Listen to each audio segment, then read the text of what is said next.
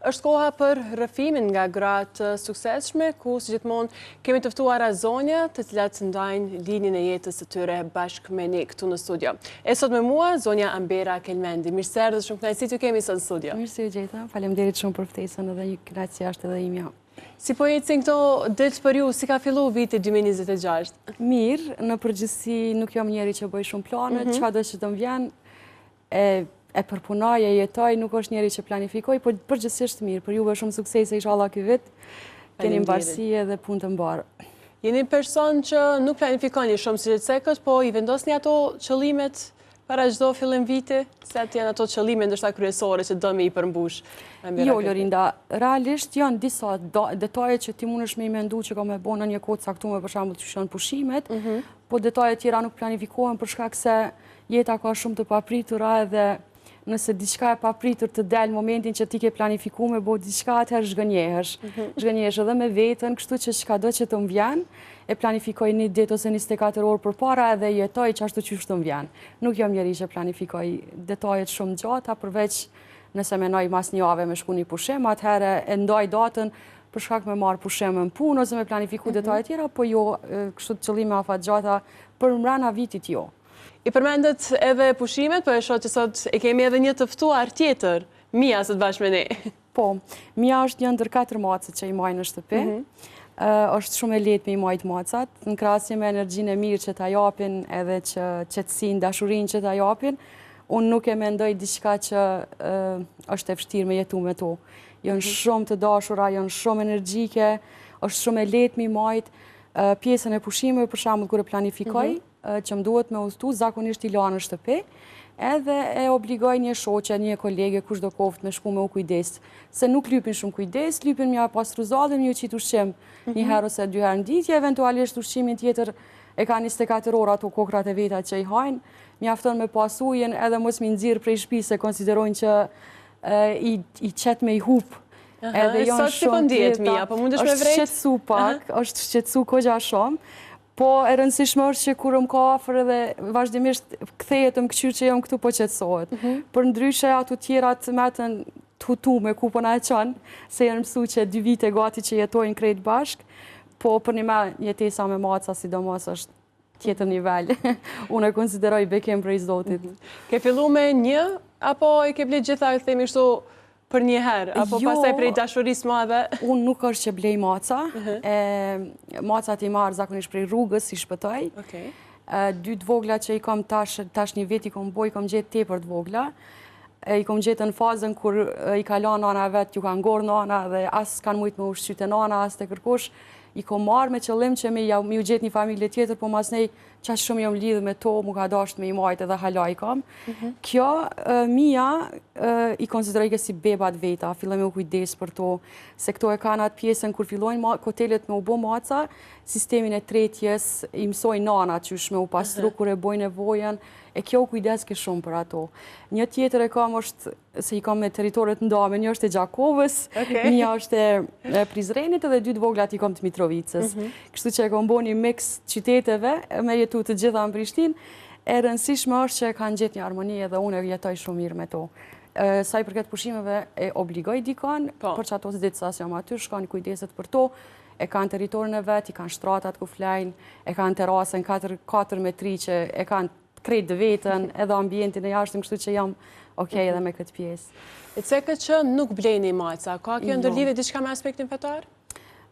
Po, disa djetarë thonë që është e ndalume me bo tregtime kafsh, edhe unë e mbështes këtë mendim, përderisa mendoj që ka shumë kafsh në rrugë që kanë nevojë me u kujdes për ta, nuk mendoj që duhet me shku me jep 400-500 euro, me marrë një macë, përderisa unë është me marrë një trugës, ja shpëton jetën, ja krijon një familje, ja krijon një stre, edhe gjithmonë kur më pyet dikosh apo ma shet, unë mace nuk shes, po zakonisht i gjej të vogla, i marr, i çoj te veterinari, i vaksionoj, edhe i bëj gati për familje të reja, i postoj, i kemi në ato faqet tona, lajmërohet dikush vjen e merr, edhe vazhdimisht ju kërkoj jo me tepru se është pak e lodhshme, po minimum një foto 2 në javë me këshyr që është, a ka është rritë, se për një me është lidhja ndryshe me to, sinqerisht.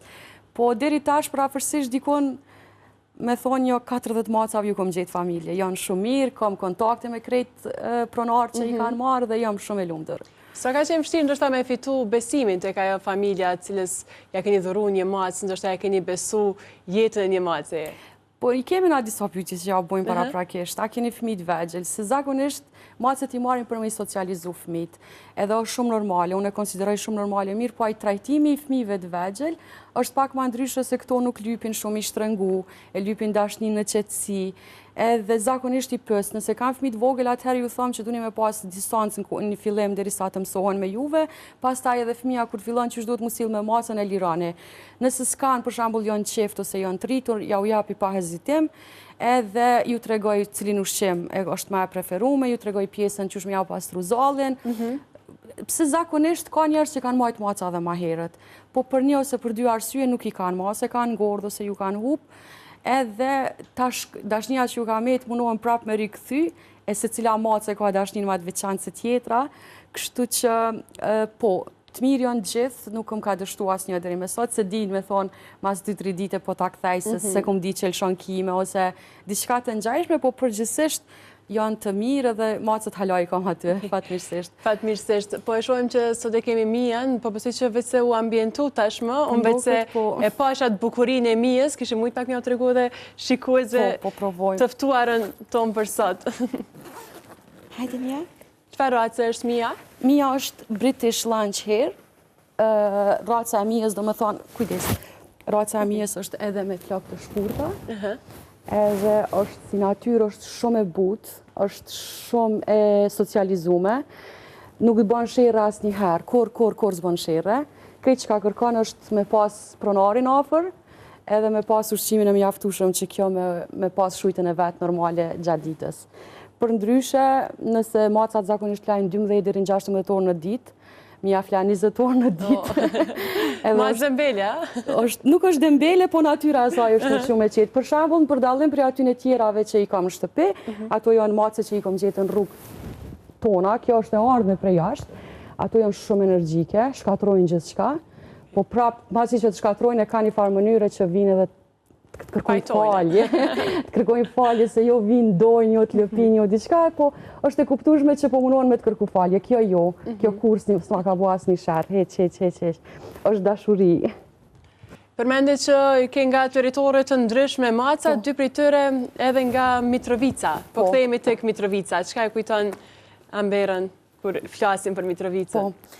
Unë jam lindën në Mitrovicë, shkollën fillore dhe të mesme i kom kryu atje. Si gjithë familje, do me thonë, mas luftës mu ka dasht me ndru teritorin e banimit, dikun deri në klasën e 4 jam kohë në shkollën fillore të Migjenit. Pastaj mas luftës që u shkatru gjithë që ka u dasht me dalë në një shtëpi dhe një vend banim tjetër. Edhe goditjen e parë që e kom marrë ka qenë që unë e kom ndru shoqnin prej klasës parë dhe një të 4-tën. Kur erdha në këtë shkollën tjetër, një ambient ndryshe, një shoqni që nuk e njofsha, ishin një nivel tjetër i fëmijëve që kishin ardhur në atë shkollë dhe kom pas të shumë të vështirë me u adaptu, me u socializu. Mandej kjo ndikoi që unë me hu pak edhe procesin e mësimit, nuk kisha më nxënësja shëmbullore që kisha qenë deri në klasën e 4. Edhe u theva pak, se s'mu isha me u kap. Momentin që unë e fillova me lëshu pak mësimin prej mërzis që s'mu isha me i pa shoqnin, fillova me vendu që mos pi shqetësoj edhe prind, pëse s'po mësoj ma e tjerë. Dikun më ka shku komplet klasa e 5, derisa jam ambientu, kom provu me gjetë një shoqni pak ma tafërt, po thuja se jo e pa mundur, sepse komunikimi i fëmijëve është në ndryshe, po jo me gjetë një shoqe që qysh i kom pas për shembull prej klasës parë, deri në të 4 në shkollën tjetër. Pra në ato momente e ke pas një goditje themi ndër të parat emocionale, apo jo? Ka qenë vështirë ambientimi në fillim, pastaj shoqëria e shëndosh që e krijove nga klasa e 5 e tutje. Sa ndoshta kanë qenë pranë teje edhe në hapa tjerë të jetës? Këtu ishte gara ndryshe, gara mësimit ishte ndryshe, ishin fëmijë të shoqërisë, të pamenoj të familjeve më të ngritura, ishin fëmijë të doktorëve, ishin fëmijë të profesorëve. Gara mësimit ishte ndryshe, unë goditjen pikërisht më isha me nxënë hapin në mësim, e kisha të pamundur, mandej kur qalova në mësime, i kisha probleme dhe me u qasë në shoqni. Po si dhe që tjetë, unë e kom gjetë një shoqe jashtë shkollës, ka qenë Dona, që vazhdimisht jom rrit me to, kom nda shumë sene tjetës me to, edhe pjesën e mësimit e mora si të mirë qenë, u dorëzova për para asaj që unë ma nuk po muj me mësu që shko mësu, fillova me marrë një mesatare të mësimeve, edhe sa mi kry do nota që i kemi pasë për para, sa mi kry do nota me hek një gajle, po jo që nuk e kom ndje, nuk e kom përjetu, që e kom përjetu ma ndryshe. Shoqnin e kom pasë shumë të mirë në klasë, po e kom kriju një shoqni që thojnë të ngusht të zamrës jashtë shkollës, që e kom pasë ma afer me banim. Pastaj të regove edhe për shoqen tënde të zemrës, e donën, nëse nuk gaboj me jo nuk jeton ma, apo jo? Jo, nuk jeton. Po të ka qenë një person shumë i afërt? E dona, ka një muj që ka ndru jetë. Ngushlime. Faleminderit, edhe më ka marrë shumë sene me veti.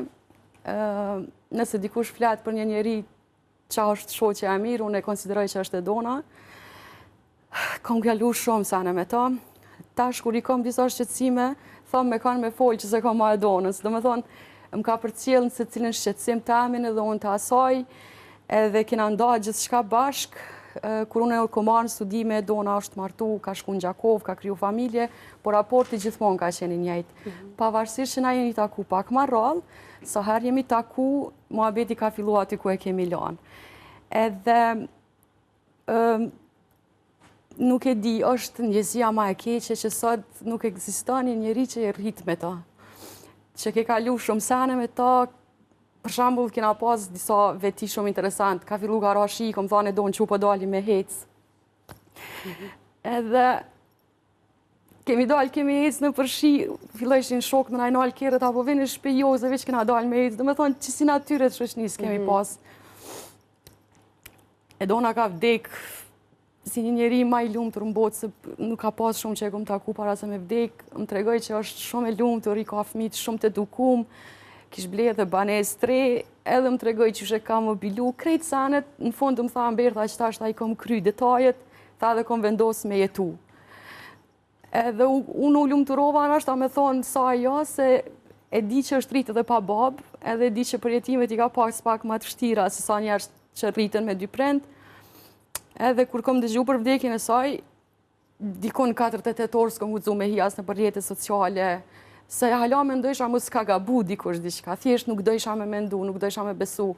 E ishin veç 2 ditë që na bisedum. Kene Itali dhe kur u këthy e pyta qysh kalove, tha mirë, edhe më tregoj pak për disa detajet udhtimit. Me marrë një lajm as 2 dite, ishte për mu goditje shumë e ranë, po kjo është jeta, nuk... Veç nëse dikush konsideron diqka të shpirtit, për te i familjes, unë e kom pas e donën. Ngushlime dhe njerë pra pas ka qenë edhe një lajm tragjik, apo jo, nuk është që është përballë dona me diçka të një sfidë shëndetësore. Jo, që kjo është e keqja, se kur njeriu ka një problem me shëndetin, e pret ikjen e tij. Po kur vdekja është e papritur, është shumë problem me akceptu çka ka ndodhur. Edhe familja si familje kanë pas shumë të vështirë me kuptu që e dona nuk është më. Thjesht, kishte qenë të e pa një emision, edhe mas 15 minutave, pa jetë. është diçka që truni njeriu të shumë probleme me akceptu, çka mundet me ndodhë. S'ka pas as infrakt, s'ka pas kur gjë thjesht ka dalë që ka vdek prej një ankthi shumë të lehtë. Nuk e di.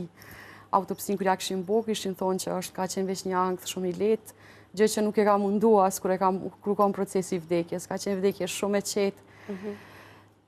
Kështu, fëmijët i ka shumë të mirë, janë shumë të edukum, Atiku është 15 vjeçar, Tuejda është 10 vjeçare, Urimi është bashkëshorti i tij, bisedova një natë me to, tha, po na merr malli për e donën, po ulëm, po qajmë tret, po e kalojmë, po vazhdojmë jetën, prap po qajmë. E kështu. Në çfarë moshe e dona? E dona 36 vjetë, 35 vjetë, realisht 1990, edhe natyra dhe fytyra e saj ka tregu që është shumë energji pozitive. Do me thonë, ti edhe kur ke dasht mi thonë, diçka negativisht nuk të kalon që kjo fytyrë, se kjo veç ta ka kthy një buzëqeshje dhe gjithçka ka ra për toke. Dhe është Zoti me u taku në botën tjetër, si me krejt njerëz tjerë që shkojnë atje dhe me vazhdu atje, shoqënia, s'kem qa me bo, po unë e kom përjetu shumë vështirë. Definitivisht me thonë që prindë dhe familja e saj e kam përjetu nështë dhimbje ndryshe, po edhe mu më kalon shumë keq. Se s'kam shoqe tjera, kam kolegët punës, kam shoqe që dalë foli me to e pi një kafe për qef, po shoqe kështu të taman shoqe nuk kam tjera, e kam pas veç e donën. Po sot sa mendon që është vështirë me kriju raporte të tilla, me pas një shoqe të tillë që ndan gjithçka me të, që ndihesh e lirë për gjithçka me të? Kisha me thonë që është e pamundur. Për shkak se dinamikat e jetës janë shumë problem, për me i besu së dikuj jo, pse ti nuk je e pjekne me kriju një raport që ty mos me të mashtru dikush, ose mos me ta bu një kurth, po dinamikat e jetës janë që ato që nuk lejojnë me mendu shumë, a është që njeri i duhur që unë duna me vazhdu jetën me ta. Kurse kur e gjenë prej fëmi, është pak ma ndryshre se rritën i bashk. Jam mëson cilësit, jam mëson vetit, edhe me kalimin e kohës gjithë shka e jotja është edhe e saj. Po tash, unë është me pas një shoqe që thojmë buk fale, sa me e kalu, zbanë mu prej kërkush, se sot shoqnia është nështë edhe pak interes, jo me kalu një kohë, më varet qyshe percepton, më varet sa e konsideron shoqe. Po këthemi prapë tek pjesa e shkollimit, pastaj pas përfundimit të shkollës fillore, në shkollë të mesme zgjedhe shkollën ekonomike, apo jo? Po. E dëgjove nënën në atë kohë më shumë. Ishte, themi kështu, pak a shumë një bindje që ja plotësove nënës në atë kohë, apo pastaj... Ishte koha kur këto zhvillimet ekonomike veç kishin marrë havë. Kishin fillu me u hapë bankat shumë, kishin fillu me u hapë zyret kontabiliste, e tjere dhe nana po më propozon, thatë kisha preferu me shku në drejtimin banka financa. Gjë që unë s'kisha lidhje me atë pjesë, nuk e disha që ka ndodhë aty. Ana tjetër, kjo shoqënia e klasës, të na gjimnazi gjithmonë ka qenë pak nivel ma ingritun.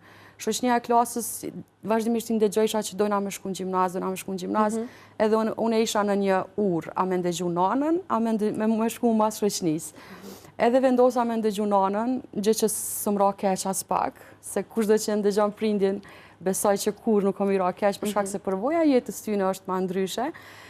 Shkova në ekonominë e drejtimin banka financa, edhe aty fillova... Unë e kom një energji ndryshe, unë mendoj pak ma ndryshe se sa njerës e gjeneratës tem. Aty fillova me pa që ka nevoj për disa organizime, për këshillet rinore, edhe në semestrin e parë, në semestrin e dytë, mu përqë po më ofrohet posti sekretarës këshillet rinore të shkollës, edhe pranova me knaqësi, edhe pse e disha që muna me metë mangu pak me mësime, po si do që tjetë e gjesha një mesatare, dikun për afërsisht 4 vite e ko majtë postin e sekretarës, ma ndek jo më ka bo shumë ndërlidhje me organizatat, me ojeqet e ndryshme, kom kriju shumë kontakte, kom kriju shumë raporte, dikun për afërsisht 50 diploma, certifikata, mirënjohje, i kam periudhës të shkollës të mesme, më ka formësu si person, më ka formësu me ditë vetën që ka pëdun këtë rreth shoqnor, edhe aty e ko marë për caktimin qka Ambera donë sakt. Kur erë puna e fakultetit, prape kisha në dilem, a me shku në banka financa, a me shku diçka që unë mendojsha që ishë pak ma e përshtatshme për mu. Se të kanë qenë ato opcione tjera që i ke pas mendje? Opcione tjera kanë qenë psikologjia. Edhe do ashtë i zoti, unë i bona 2 parë dokumenta, edhe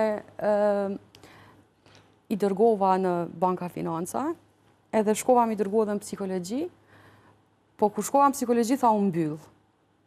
Unë mbyllë, tha, do me thonë numri, po tha, po ta propozojmë sociologjin, tha, është DGR, është gjenerata e parë që ta është dënë mu bo, tha, prova, okej, tha, është s'kështë problem.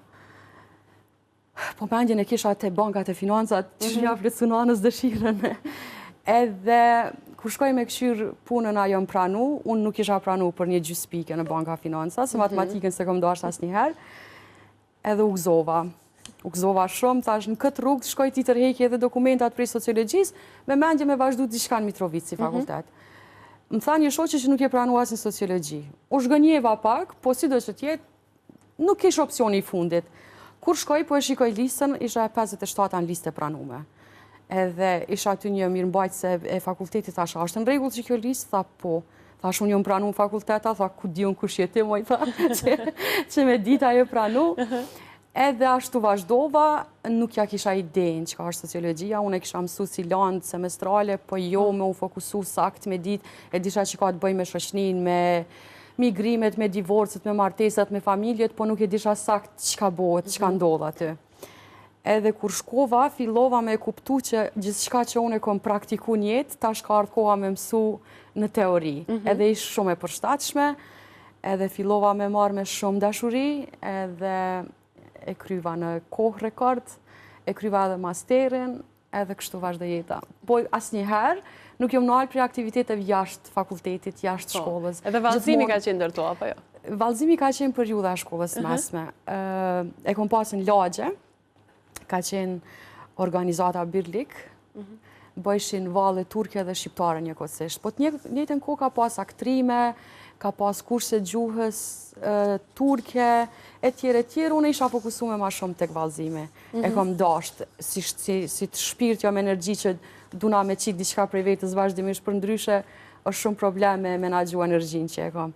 Edhe vallëzimin e kom dash shumë, sot konsiderona si vallëtare shumë e mirë, edhe në përdorësmat familjare, kolektive, kudo, konsiderona si vallëtare shumë e mirë se më ka mejtë, është pjesë e karakterit edhe identitetit me çka unë përcaktoj veten sot.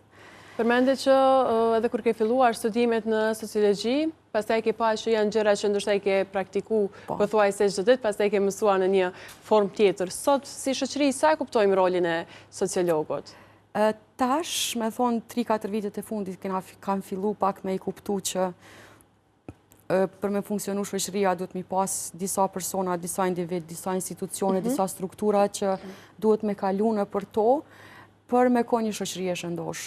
Unë konsideroj që as kopshtet nuk munen me funksionu pa pas një sociolog, për shkak se është shumë e rëndësishme me mendu qasjen e grupit. Pse grupi po don me bo qëta? Për dallim prej psikologjisë që e studion individin, sociologjia e studion grupin edhe fenomenet që ndodhin sot shoqëni nuk janë që janë treja, kanë ekzistu gjithmonë, disa kanë pas emra, disa javnojnë emra tash, po e rëndësishme është me ditë me i trajtu.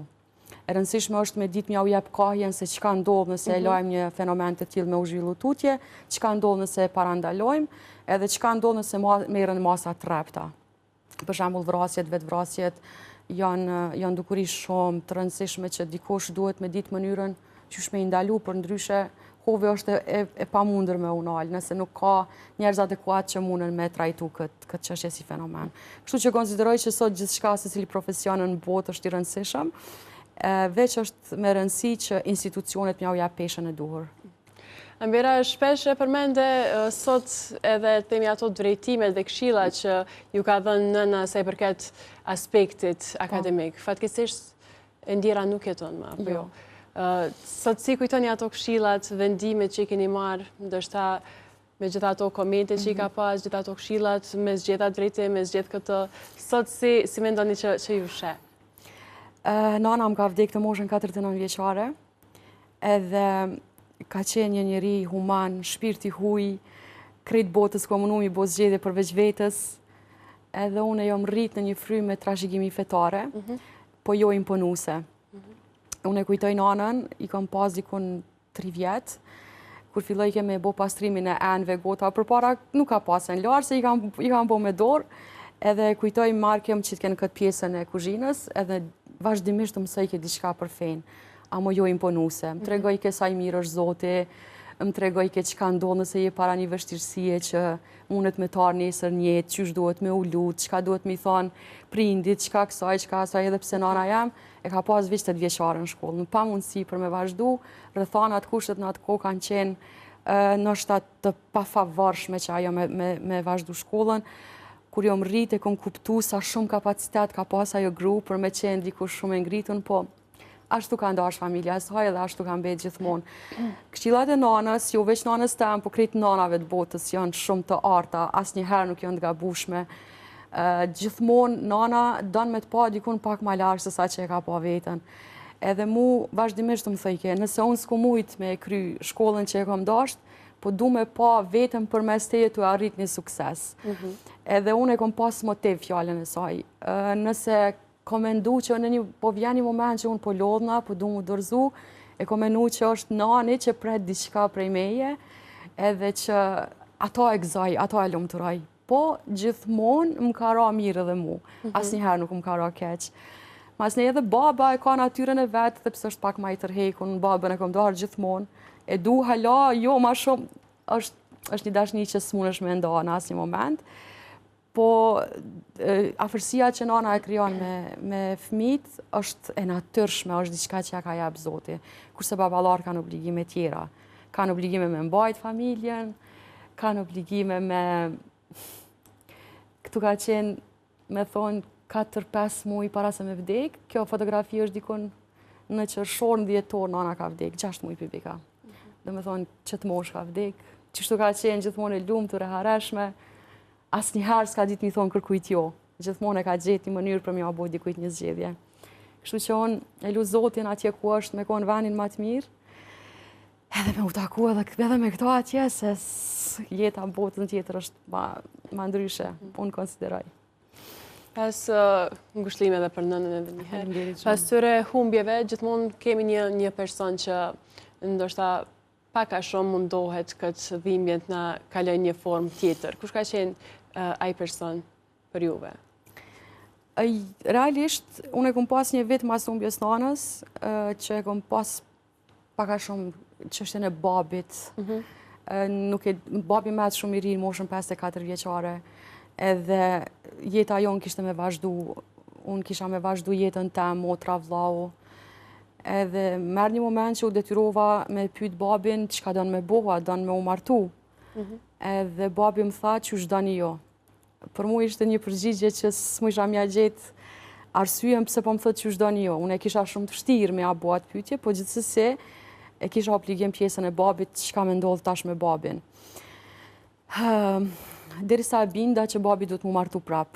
Për shkak se përveç që ish i ri, konsiderojsha që jeta jonë du të me vazhdu anë të kundërta, anë të ndryshe, edhe dashti Zoti e gjetëm një gru, e kom gjetë përmes dhe shoqeve, është shumë e mirë. është shumë e sjellshme, është shumë e dashur, na pret me shumë dashni, është normale që vendin e nanës nuk e nxën kërkush në jetë, po sidomos është shumë e rëndësishme me të prit me një buzëqeshje. Gruaja babës tash na pret gjithmonë me çdo buzëqeshje, gjithmonë na e gjen një mesatare që mos më lëndu asna prej saj, as ajo prej neve, edhe jo familje shumë e lumtur, po jemi familje mesatare që nuk jetojmë me probleme. Mas andej, u takova me Sokolin, burrat sot nuk janë që ta japin ma të mirën e botës, po konsiderova që ishte pjesa që unë mendoj që u dashke me kalu në një fazë tjetër tjetës, edhe martesën e konsiderojsha si obligim qoftë njerëzor, qoftë fetar, qoftë moral. Vendosa mu martu me Sokolin, edhe pse i kemi do botë krejt të ndryshme, ajo është artist, jeton një botë krejt të ndryshe, unë e knej sociologe, e vetëmja gjë që na bashkon është feja, edhe po kështu të mbotën veprime, kemi botë të kundërta, komplet kundërta. Të mirat tona i menaxhojmë shumë mirë, konfliktet tona i anashkalojmë, edhe nuk i ndërhyjmë as njëri tjetrit në profesionet që i kema, edhe kështu vazhdojmë. Kjo është jeta, përshtatshmëria. Po vendimi për mbulesën ishte krejtësisht personal dhe shpirtëror dhe erdhi në vitin 2018, apo jo si vendem? Thash që jo mrit në një familje me trashëgimi fetare. Mbulesën gjithmonë e komendu dikun në përmendjen tam. Edhe kur martova Sokoli si në shaka, mi kërkoj 2 kushte. Tha njëra ndërto është mbulesa. Unë thash nëse e vnoj mbulesa nuk e vnoj për ty, për shkak se dije që është urdhër fetar dhe nëse e bëj për Zotin. Edhe masi që vdiq nana më la shumë shamia. Edhe thisha qa me bo, kujt m'ja jep. Po thash leq, aty se ju bohet qarja, erdo kur do nuk më isha kërkujt m'ja jep. Mas një kohë mendova, e trajtova, ka ko me pas masi të vnoj mbulesën, unë e disha që ishtë që ajo kohë ishtë shumë aktuale që gratë me mbulesa kishin shumë probleme me u kysh në për puna, në për institucione. Po si do që tjetë, thash, kur e kam Zotin mbrapa, gjithmonë kom e dalë diçka mirë. Vendosa, do me thonë kom vendos diku në mujën shkurt, me umbullu, po çështjen kontekstin psikologjik, vendosa me lanë edhe për 3 muj, me bind veten që është një vendim kogja madhor, është një vendim që s'ka kthim mbrapa, është një vendim që ty ta tjetërson jetën. Do me thonë, nuk mund është ma me konë që ajo femna që ke dalë shumë shlirë, pa një mbules, pa një këse. Edhe me 18 maj ka qenë Ramazanin atë kohë, unë e vendosa në Ramazan, se është shumë ma e letë, perceptimi emocional është shumë ma e letë në mujnë e Ramazanit. Edhe besom që kur kom dalë natën e parë me mbules, mu ka dokë që po jam të hecë mi botë, më ka doke që bota është nërkam të mija, si kur me maj, dikur që shtot, qash letë që më ka ardhë, qash e kom një vetën me vlerë, qash e kom një, thash nëse për një me që kjo është ndjesia që ta banë mbulesa, unë pasam e që njëri u ma i lumë të rëmbot, edhe sinqerisht ashtu ka ndodhë, përshka kësë sot e mbaj me shumë krenari, edhe nuk hezitoj asë njëherë mi thonë dikuj që ka qenë zgjedhja ma e mirë që e kom bo njetë. E përmende dhe pjesën e paragjykimeve dhe shumë raste ndoshta dhe para mbulesës që i ke dëgju për vështirësit në punësim. Me njëta ka ndodhë dhe me juve gati për 3 vite, apo jo? Për 3 vite. Ashtu ka ndodhë. Para mbulesës unë e kom qenë asistente e Ministrit Ferida Agani, Ministrit Mjedisit dhe Planifikimit Hapsinor, gjë që bagazhi im ishte kogja i përshtat shumë për me u kysh në përpuna. E kisha përvojën, e kisha fakultetin, e kisha gjitha, po kur aplikojsha për punë, e kisha qasin shumë të vështirë në kyqje. Si gjithmonë më thëshin, po mbulesa, po na nuk e kemi një fenomen të trajtuar në kompanin ku punojmë, po na kështu më ka ndodhur që ka qenë edhe një konkurs në ministri, njërën prej ministrive, më kanë thonë heke tetor, hajde punoj edhe kur dilsh hek. Adin vëndaje prapë, për neve s'është ndonjë problem. Edhe aty e kom përjetu shumë keq. Për një me e kom përjetu shumë keq. Edhe kom thonë, unë duna me u marë pak me vetën, me u qëtësu, vjen një moment që kom e dalë gjithë shka në shesh, po menoj kom e dalë gjithë shka me u vlerësu prej anës tem, po jo që tash, nuk është momente. E kom përjetu pak ma ndryshe, jo mbyllë ma shumë, jo marë me vetën, kom hec, kom shetit, kom endu qka tash, qysh tash, edhe ka kalua jo ko, e kom kalu. Jo më po kuzhinjere shumë e mirë, kur s'ka njeri që ka banë, definitivisht duhet me umarë me diçka, kështu që pjesën e kuzhinës e kom zhvillu në qatë ko shumë.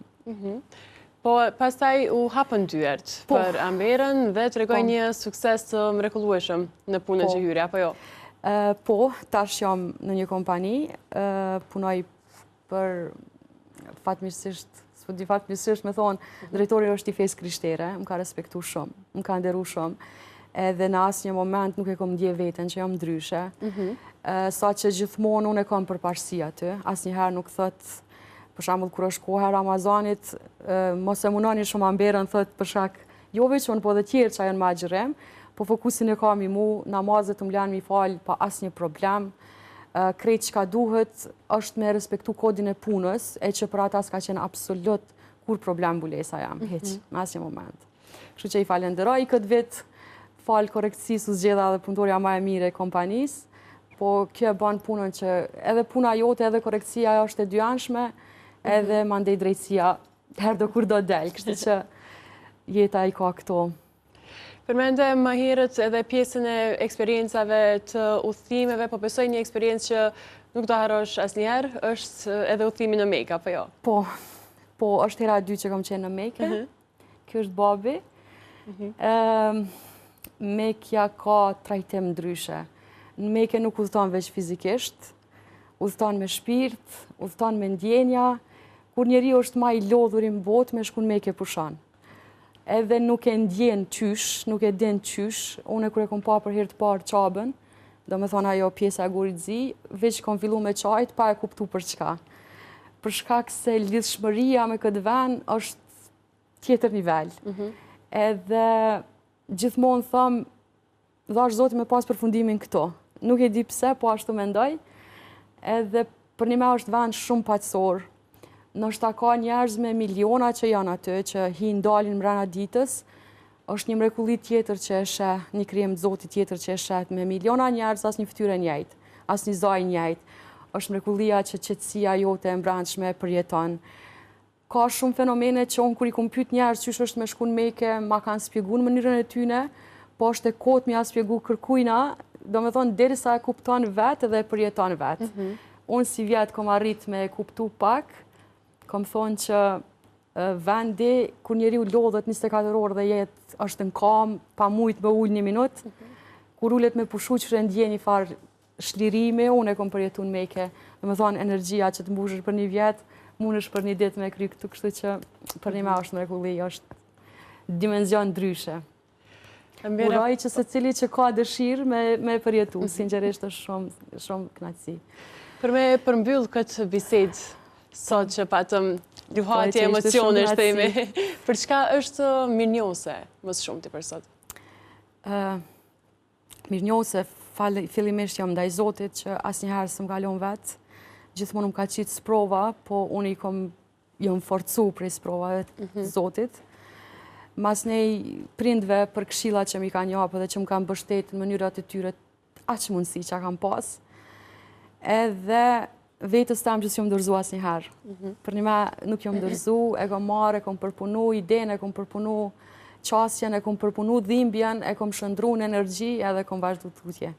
Po mbi gjitha Zoti është ai që bën mrekulli të njerëzit edhe unë e konsideroj që s'bën me u ndal asnjëherë me nda pjesën tone me Zotin. E dashur, po të falenderoj shumë që ishe sot pjesë e emisionit fundjavë, po të uroj shumë suksese dhe çdo të mirë të ardhmë. Faleminderit shumë, ishte shumë kënaqësi.